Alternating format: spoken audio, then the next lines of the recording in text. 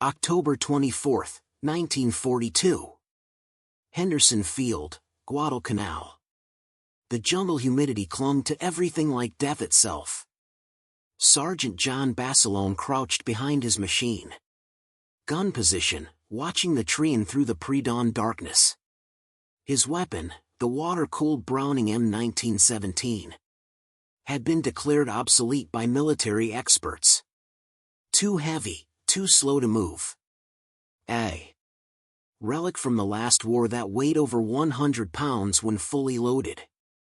But as 3,000 Japanese soldiers from the Sendai Division crept through the Solomon Islands jungle toward his thin defensive line, Basilone wasn't thinking about what the experts said.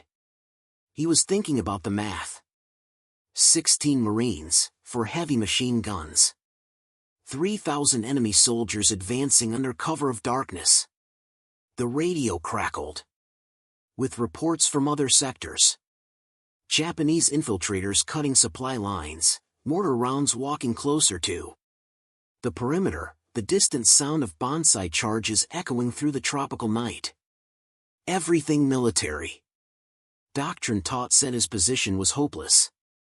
Everything logic demanded said he should fall back. But sometimes the weapons everyone calls obsolete are the ones that refuse to quit when everything else fails. The morning of September 18, 1942 had brought deceptive calm to the humid jungles of Guadalcanal. Sergeant John Basilone wiped sweat from his forehead as he supervised the placement of his machine gun positions along what would become known as the southern Lunga perimeter. The captured Japanese airfield, now christened Henderson Field by the Marines, stretched behind him like a promise of civilization in this green hell. But Basilone knew promises meant nothing in war. Only preparation mattered. His sector had been assigned 2 sections of the Browning M1917. The water-cooled heavy machine gun that military theorists increasingly dismissed as obsolete. Each weapon system weighed 103 pounds when fully assembled with tripod and water jacket. The guns had been designed in 1917 for the trenches of France, where static warfare demanded sustained fire over mobile tactics. Now 25 years later, lighter air-cooled weapons dominated modern doctrine. The M1917 was considered too heavy, too slow, too much of the last war. Basilone disagreed. He had spent weeks in these jungles, fighting not just the Japanese but the terrain itself. The suffocating humidity that rusted equipment overnight, the mud that swallowed boots and bogged down vehicles, the dense vegetation that turned every advance into a crawling nightmare. In this environment, mobility meant little if you couldn't hold your ground when the enemy came in force, and the enemy would come. Intelligence reports suggested a major Japanese offensive was building somewhere in the jungle darkness. The water-cooled system allowed sustained fire at 450 rounds per minute without the barrel changes that plagued lighter weapons. The belt-fed mechanism meant continuous firing as long as ammunition lasted. The tripod mount provided stability that enabled accurate fire out to 3,500 yards. These weren't obsolete features. They were exactly what defensive warfare demanded. But convincing higher command of this reality was another matter entirely. Lieutenant Colonel Lewis Puller had visited the sector that morning, his weathered face grim as he surveyed the thin defensive line. Basilone, he had said, "You've got about 16 men and 4 guns to hold a sector that should have a full company. Think it's enough?" Basilone had looked at the overlapping fields of fire he had carefully plotted the ammunition stockpiles he had insisted on building the water supplies for the cooling jackets. "Sir, if they come at us in waves like intelligence suggests sustained fire beats mobility. These old guns don't stop shooting when things get hot. Puller had nodded slowly. Then you better be right, Sergeant, because if you're wrong, there won't be anyone left to debate tactics. The weeks that followed blurred into a routine of patrol, preparation, and the constant battle against the jungle itself. Barcelone's men cleared fields of fire, dug gun pits, and established ammunition caches. They learned to strip and clean the M1917 in complete darkness, to change water in the cooling jackets by feel alone, to estimate ranges by sound when visibility dropped to zero. The machine gunners developed an almost mystical relationship with their weapons, understanding the subtle changes in cyclic rate that indicated overheating, recognizing the distinctive sound of a belt feeding smoothly versus one dragging in mud. Disease was their constant companion. Malaria struck down men with brutal efficiency. Dysentery turned strong Marines into hollow-eyed ghosts. The humid air bred infections in every scratch and cut. But Basilone kept his gun sections operational through sheer force of will, rotating sick men through duty schedules, cross-training everyone on every aspect of the weapon systems. He understood that in the coming battle, there would be no reserves, no relief, no second chances. October 24th arrived with the same oppressive heat and humidity that marked every day on Guadalcanal. But something felt different. Radio intercepts suggested massive Japanese troop movements. Patrol reports indicated enemy reconnaissance probing the perimeter. The jungle itself seemed to hold its breath, waiting for violence to erupt from the green shadows. As evening approached, Basilone made his final preparations. Ammunition belts were laid out in precise patterns. Water reservoirs were topped off. Spare barrels were positioned within easy reach. His two machine gun sections occupied positions that provided interlocking fields of fire across the most likely approaches. The math was simple and terrifying. Intelligence estimated a full Japanese regiment approaching. Roughly 3,000 men against his 16 Marines and 4 heavy machine guns. The first reports came just after dark. Japanese infiltrators had cut telephone lines to other sectors. Mortar rounds began falling on forward positions. Then the radio crackled with the news Basilone had been expecting and dreading. Large enemy force approaching. Southern perimeter. Estimate regimental strength. All units prepare for major assault. Basilone moved between his gun positions, checking each crew one final time.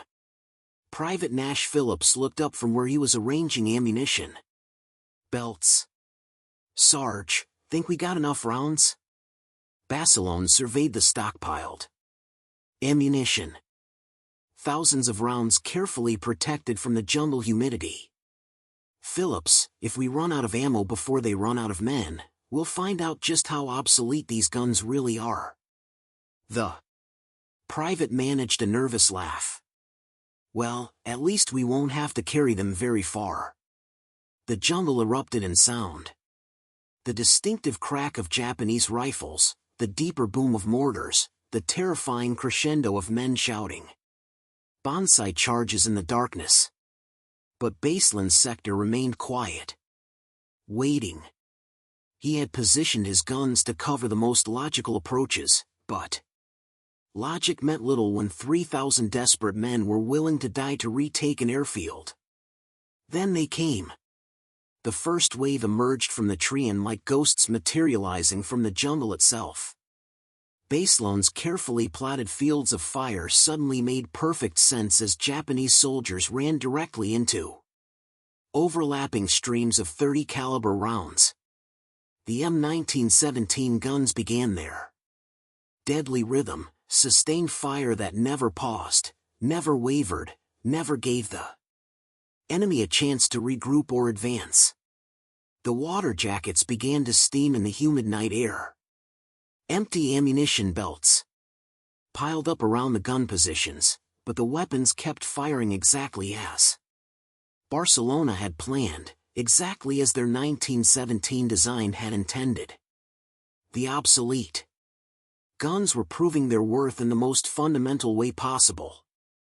They were keeping 3,000 enemy soldiers at bay. Through nothing more than sustained, accurate, devastating firepower. The night had only just begun. The first Japanese assault wave hit Basilone sector like a human tsunami. 300 men screaming through the jungle darkness with bayonets fixed and grenades primed. But the water-cooled Brownings were ready. The sustained fire capability that made the M1917 obsolete and modern warfare suddenly became its greatest asset.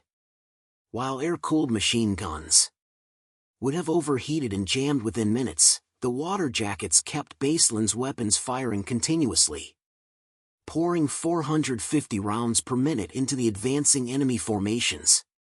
Basilone had positioned his 4 guns in a deadly pattern that exploited every advantage the heavy weapons offered.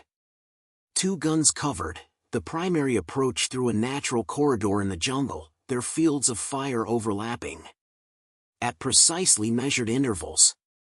The remaining 2 weapons were angled to catch flanking movements and prevent infiltration around the position. The tripod mounts, criticized by mobile warfare advocates as too cumbersome, provided rock-solid stability that enabled accurate fire, even as the gunners worked frantically to keep ammunition feeding. The belt-fed system proved its worth within the first 10 minutes of combat. Where clip-fed weapons would have required constant reloading breaks, the M1917 crews could maintain continuous fire as long as ammunition belts kept flowing. Basilone had drilled his men relentlessly on this crucial skill. One Marine feeding belts while another aimed and fired. A third Marine preparing the next belt sequence, all working in perfect synchronization while Japanese bullets cracked overhead and mortar fragments peppered their positions. Private Phillips rolled between 2 gun positions, dragging a fresh belt of ammunition through the mud. "Sarge, the water jacket on gun 3 is getting hot," he shouted over the sustained fire. Basilone crawled to the position, placing his hand against the metal housing. Steam was beginning to rise from the cooling system, but the temperature remained within operational limits. "Keep her firing, Phillips. That's what the water jacket is for." The design that military theorists considered outdated was performing exactly as intended, dissipating heat that would have destroyed lighter weapons minutes ago. The Japanese commander had clearly expected the Marine line to crack under the first assault. Standard doctrine suggested that sustained defensive fire was impossible without frequent cooling breaks, ammunition resupply delays, and weapon malfunctions. But the Sendai Division soldiers found themselves advancing into a continuous wall of 30 caliber rounds that never paused, never wavered, never gave them the respite needed to close with the American positions. Bodies began accumulating in the kill zone, forcing subsequent waves to climb over their dead comrades. While machine gunfire continued to rake the approaches, Basilone moved constantly between his gun positions, adjusting fields of fire as the Japanese adapted their assault tactics. When enemy soldiers attempted to flank through dense vegetation on the left, he shifted one weapon 2 feet to the right, creating an overlapping field that caught the infiltrators in a crossfire. When mortars began targeting his primary gun pit, he had the crew drag their weapon 15 yards to an alternate position, maintaining fire throughout the movement. The mobility critics had missed the point. These weapons were mobile within their defensive sector. repositioning as tactical situations demanded while maintaining their fundamental advantage of sustained fire. The ammunition consumption was staggering. Each gun was firing roughly 450 rounds per minute with brief pauses, only for belt changes and minor adjustments. Over the course of the first hour, Basilone's 4 weapons had consumed nearly 10,000 rounds of .30 caliber ammunition. The carefully stockpiled ammunition caches were being depleted at an alarming rate, but the defensive line was holding. Japanese assault waves were breaking against sustained machine gun fire that simply would not stop. By midnight, the tactical situation had clarified into brutal simplicity. The Japanese regiment was committing wave after wave of infantry against Basilone's sector, clearly believing that sustained defensive fire was impossible to maintain. Each assault began with the same pattern. Mortars and grenades to suppress the machine gun positions, followed by infantry charges designed to overwhelm the defenders before their weapons could resume effective fire. But the water-cooled systems kept operating through the bombardments, resuming fire the instant each assault wave emerged from the tree line. Basilone's tactical innovation became apparent as the battle progressed. Rather than using his 4 guns as independent weapons, he orchestrated them as a single system. When one weapon paused for ammunition changes, the others increased their rate of fire to maintain coverage. When Japanese mortar fire forced one crew to take cover, adjacent guns shifted their fields of fire to compensate. The result was a defensive system that appeared to the enemy as one continuous, unbreakable wall of machine gun fire. The water jackets were performing magnificently, steam rising from all 4 weapons as they maintained sustained fire rates. That would have been impossible with air-cooled systems. The jungle humidity that plagued other equipment actually helped the cooling process. While the tripod mounts provided stability for accurate fire, even as exhausted gunners worked frantically to keep their weapons operational, every feature that made the M1917 obsolete in mobile warfare was proving essential in this defensive battle. Private Nash Phillips dragged himself to Basilone's position, his uniform soaked with sweat and jungle humidity. "Sarge, we've fired over 20,000 rounds. The ammunition runners can't keep up." Basilone surveyed his remaining ammunition supplies, calculating consumption rates against the continuing Japanese assault. The enemy showed no signs of breaking off the attack, and dawn was still hours away. "Then we make every round count."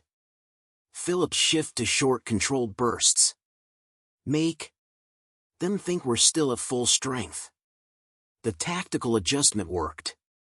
By reducing sustained fire to carefully timed bursts, Basilone's crews maintained defensive coverage while stretching their ammunition supplies. The water-cooled systems allowed this flexibility. Gunners could fire precise bursts without worrying about barrel overheating, then resume a sustained fire when tactical situations demanded maximum firepower. The Japanese continued their assaults, but with each wave, they were learning the hard lesson that obsolete weapons in the hands of determined defenders could exact a terrible price. As the second hour of combat began, steam rose from 4 machine gun positions like incense in a deadly cathedral, while .30 caliber rounds continued their relentless harvest in the jungle darkness. Dawn brought no relief, only clearer visibility of the carnage accumulating in Basilone's kill zone. The bodies of Japanese soldiers lay stacked 3 deep in some places, forcing subsequent assault waves to advance over their dead comrades while machine gunfire continued to sweep the approaches. But the tactical situation was deteriorating rapidly.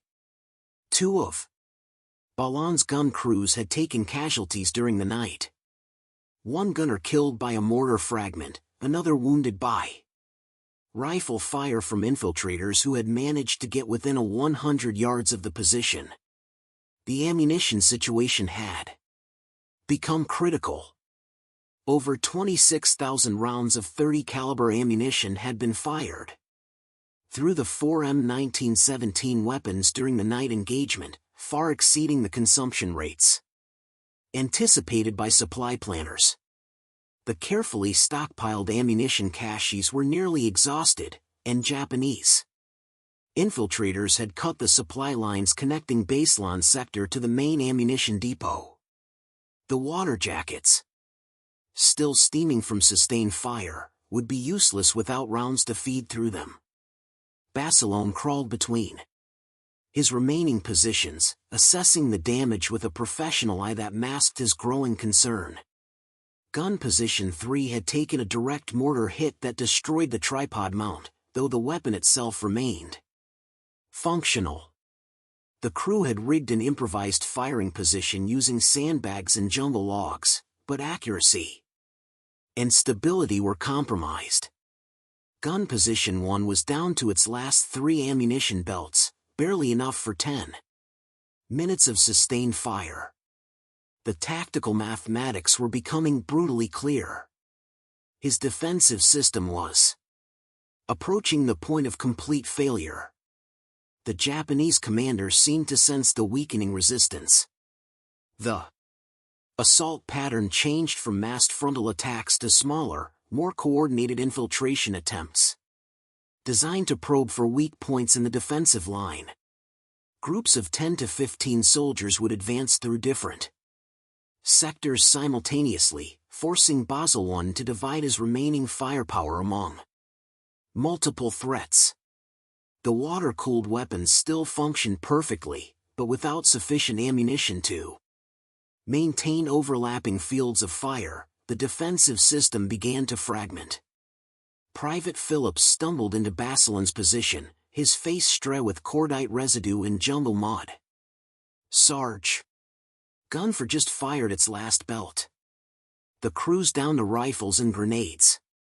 Basilone looked toward the ammunition depot 200 yards away across open ground that was now swept by Japanese rifle fire. The supply runners who had attempted the crossing during the night had not returned. If his guns were going to continue firing, someone would have to make that run in daylight under direct enemy observation. Without hesitation, Basilone stripped off his equipment, except for his .45 caliber pistol, and began crawling toward the jungle edge. The sprint across open ground would have to be made at full speed with no cover except the smoke from burning vegetation and the confusion of ongoing combat. He calculated the distance, the likely reaction time of enemy riflemen, and the weight of ammunition he could carry in a single trip. The numbers were not encouraging, but the alternative was watching his defensive line collapse completely. The run began as a low sprint through elephant grass that provided minimal concealment. Japanese rifle fire cracked overhead immediately, bullets snapping through the vegetation with increasing accuracy as enemy spotters adjusted their aim. Ball 1 zigzagged through the available cover, using every depression and fallen log to break up his silhouette while maintaining forward momentum toward the ammunition stockpile. Mortar rounds began falling behind him as Japanese observers called in indirect fire support. Reaching the ammunition depot, Basilone grabbed as many belts as he could physically carry. Roughly 250 rounds of linked .30 caliber ammunition weighing over 40 pounds. The return journey would be even more dangerous as the additional weight would slow his movement, while Japanese riflemen had now identified his route and were prepositioning to catch him on the way back. But his gun crews were counting on those rounds to maintain defensive fire for perhaps another 30 minutes. The return sprint became a nightmare of near misses and desperate evasion. Rifle bullets kicked up dirt inches from his boots as he dove between scattered cover points. the heavy ammunition belts making each movement more difficult. A mortar round exploded 15 yards to his left, showering him with fragments that tore through his uniform, but somehow missed vital areas. He could hear his machine gunners firing single shots now, conserving their remaining ammunition while Japanese assault groups probed closer to their positions. Diving into gun position 2, Basilone immediately began feeding fresh ammunition into the weapon while the gunner maintained observation of the approaches. "How many rounds left in the other positions?" he gasped, still breathing hard from the supply run. "Maybe 50 rounds total, Sarge. We're about done." The tactical situation had deteriorated to the point where sustained defensive fire was no longer possible. The M1917 weapons that had dominated the battlefield through the night were approaching the moment when their ammunition would be completely exhausted. A Japanese assault group chose that moment to rush the weakened defensive line, sensing that machine gun fire had slackened significantly. 15 soldiers emerged from the tree in a coordinated attack. Bayonets fixed and grenades ready. Basilone's remaining gunners opened fire with their last ammunition belts, cutting down most of the attackers, but 3 Japanese soldiers reached the perimeter wire before being stopped by rifle fire from supporting Marines. Gun position 4 fell silent, its ammunition completely exhausted. The crew immediately began preparing for close combat, checking their rifles and fixing bayonets. Gun position 1 ceased firing 30 seconds later, also out of ammunition. Within minutes, only 2 of Basilone's 4 machine guns remained operational, and their remaining ammunition could be measured in individual belts rather than the thousands of rounds that had sustained them through the night. Basilone made the decision that would define the remainder of the engagement. Rather than attempting to maintain fire from all positions with inadequate ammunition, he would concentrate his remaining resources on a single weapon system. He ordered the crews from the silent guns to drag their weapons to his position, creating a consolidated defensive point where one M1917 could be kept firing, while the others were manually repositioned to cover different approaches as tactical situations demanded. The improvised fortress became a testament to the durability of the water-cooled system. Even after hours of sustained fire, the weapons functioned perfectly when ammunition was available. Basilone's crews could move the heavy guns short distances, set them up in new firing positions, and resume effective fire within minutes. The Japanese assault groups found themselves facing a defensive system that seemed to shift and adapt, always presenting effective machine gun fire regardless of their approach route. But the ammunition situation remained critical, and dawn was revealing the true scope of the Japanese commitment to breaking through the sector. The final ammunition belt fed through the last operational M1917 at 0430 hours on October 25. The metallic links disappearing into the weapons receiver as the final rounds of sustained defensive fire cracked across the killing ground. Ball 1 watched the belt indicators with the detached precision of a man who had calculated this moment hours earlier. When the last round fired, his sector would transition from machine gun defense to hand-to-hand combat against the Japanese regiment that still numbered in the hundreds. The silence that followed was more terrifying than the sustained gunfire had been.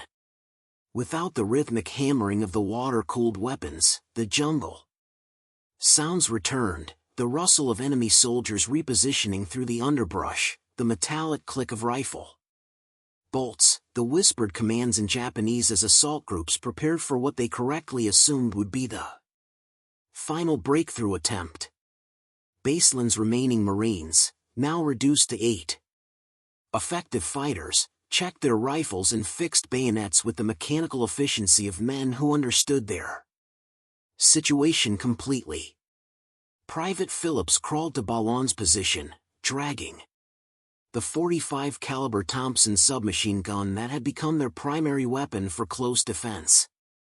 "Sarge, I count maybe 40 belts worth of brass around these gun pits. We put a lot of hurt on them." Basilone surveyed the accumulated evidence of the night's firing. Thousands of empty cartridge cases glinting in the early morning light, the steam still rising from water jackets that had performed flawlessly despite hours of sustained use, the precise geometry of overlapping fields of fire that had channeled Japanese assault waves into predetermined kill zones. The tactical assessment was brutally clear. The M1917 weapons had performed exactly as their 1917 design specifications promised. Sustained fire, reliable feeding, accurate delivery of firepower at ranges exceeding 3,000 yards. But sustained fire meant nothing without sustained ammunition supply. And the Japanese had successfully interdicted the logistics chain that kept the guns operational. The most perfectly designed defensive weapon was useless when its ammunition was exhausted. Japanese mortar fire began falling on the position with renewed intensity. The enemy commander clearly preparing for a final assault against what intelligence indicated was a weakened defensive line. Basilone ordered his remaining Marines to take cover in the deepest parts of their fighting positions while he maintained observation of the most likely approach routes. The tripod-mounted weapons could no longer provide covering fire, but they still represented substantial pieces of equipment that could be used for improvised fortification. The assault began with a coordinated attack from 3 directions simultaneously.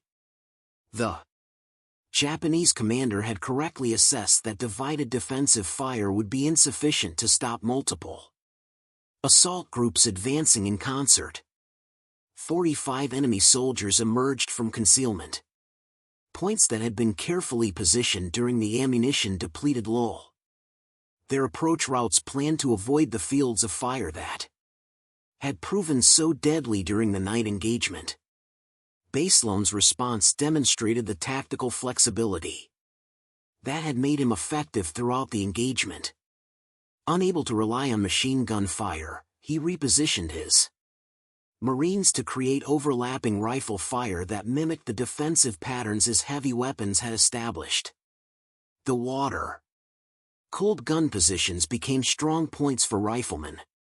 The solid construction and accumulated sandbags providing cover while Marines delivered aimed fire at advancing enemy soldiers. The close quarters fighting that followed tested every aspect of Marine training and equipment. Basilone moved between positions with his .45 caliber pistol and a machete scavenged from a supply dump, engaging Japanese soldiers who had penetrated the perimeter wire and reached the gun emplacements. The sustained fire training that had kept the M1917's operational translated directly into rifle marksmanship. Marines who had learned to deliver precise bursts of machine gun fire could deliver equally precise single shots with their bolt-action rifles. Private Phillips found himself defending gun position 3 with nothing more than his rifle and a bayonet. The elaborate water-cooled weapon system reduced to an expensive piece of cover as Japanese soldiers attempted to overrun the position. The irony was not lost on him.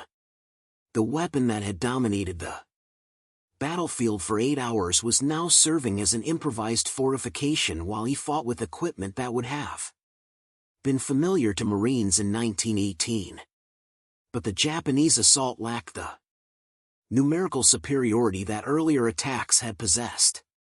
The sustained machine gun fire of the previous night had exacted a terrible toll on the Sendai Division, reducing assault strength from the original 3,000 to perhaps 500 effective combat soldiers.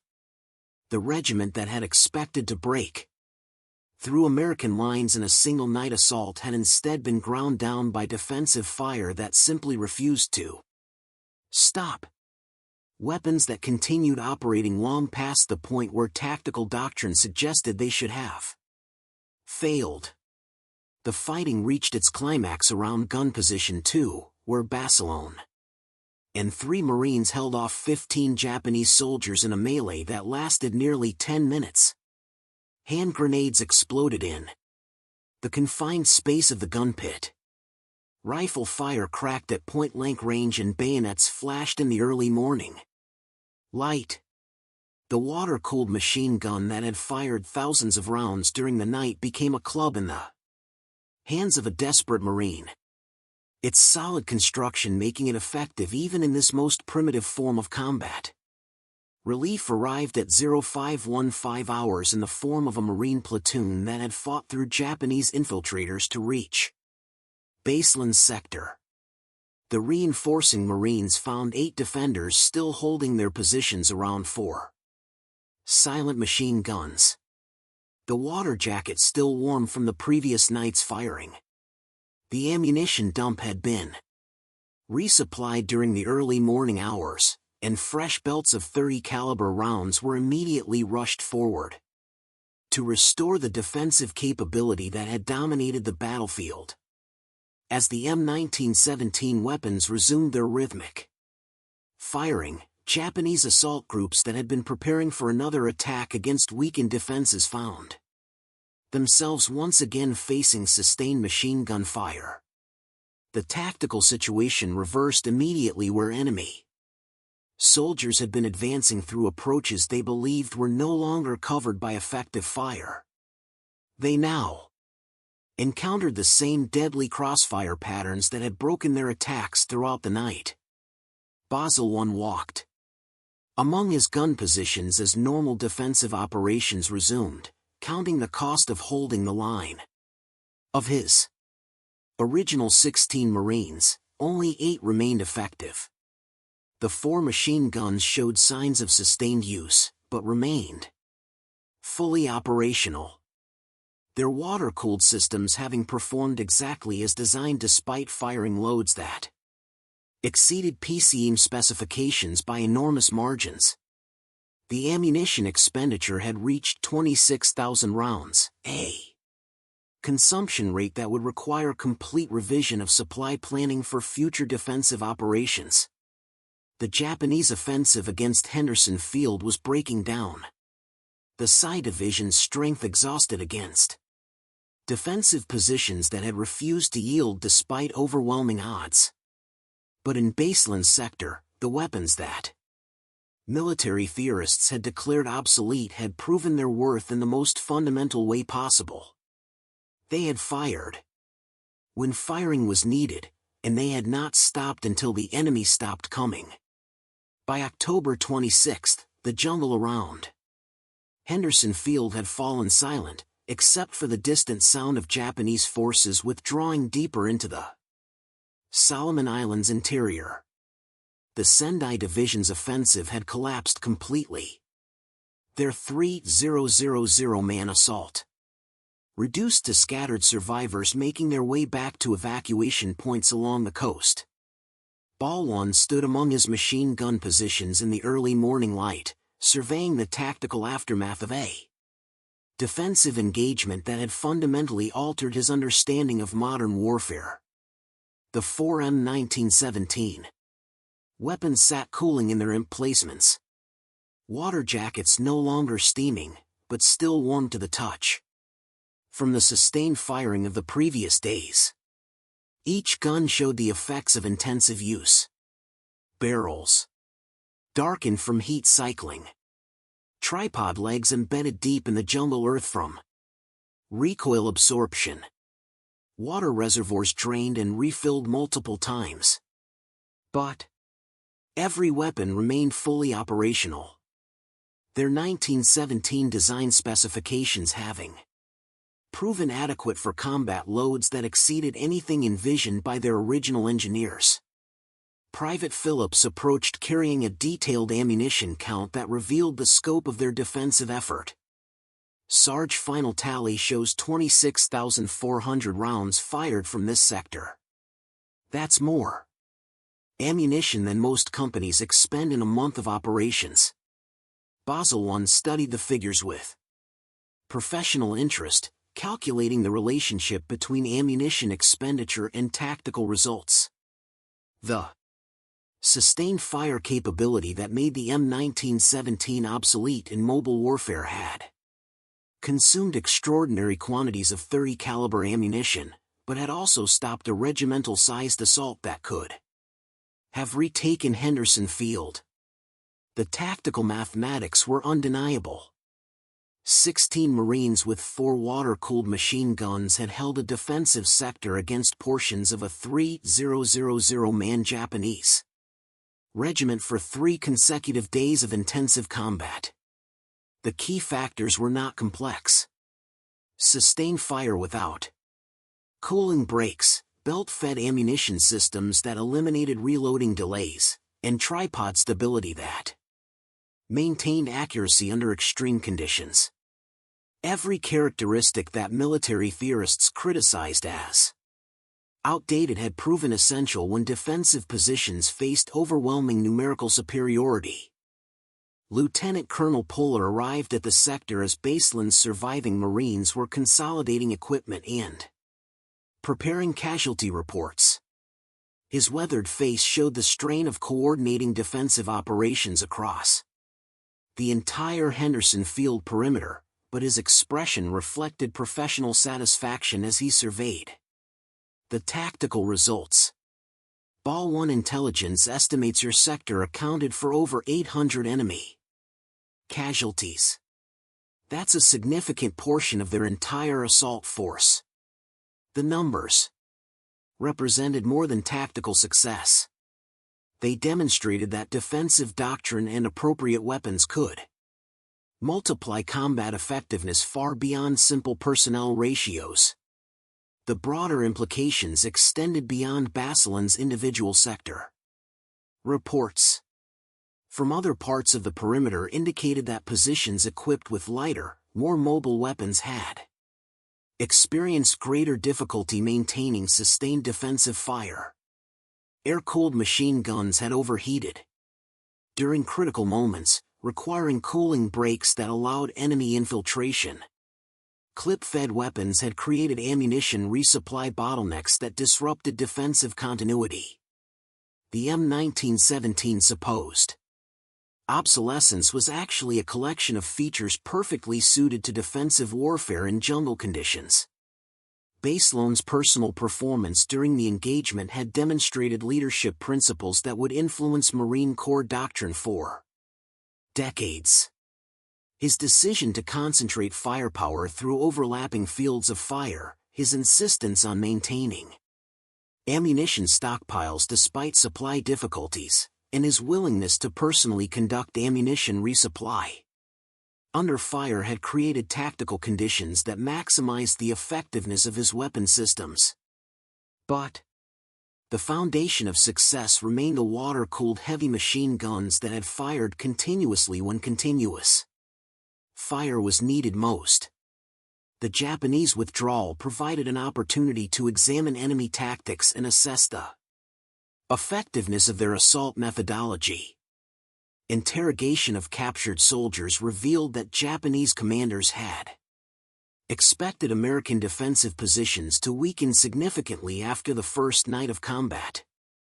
Anticipating that sustained fire would be impossible to maintain with available weapon systems, the Sendai Division's assault doctrine was based on overwhelming weakened positions through successive wave attacks, but had not accounted for defensive weapons that could fire continuously for hours without degradation. Medical reports from Basilone sector illustrated the human cost of sustained defensive operations. 8 of his original 16 Marines had become casualties, a 50% loss rate that reflected the intensity of combat they had endured. But casualty ratios compared to Japanese losses demonstrated the force multiplication effect of properly employed defensive weapons. Each Marine casualty had been exchanged for dozens of enemy soldiers. A tactical relationship that made defensive operations viable even against overwhelming numerical odds. On November 1, 1942, Basilone received official notification that he had been awarded the Medal of Honor for his actions during the Henderson Field defense.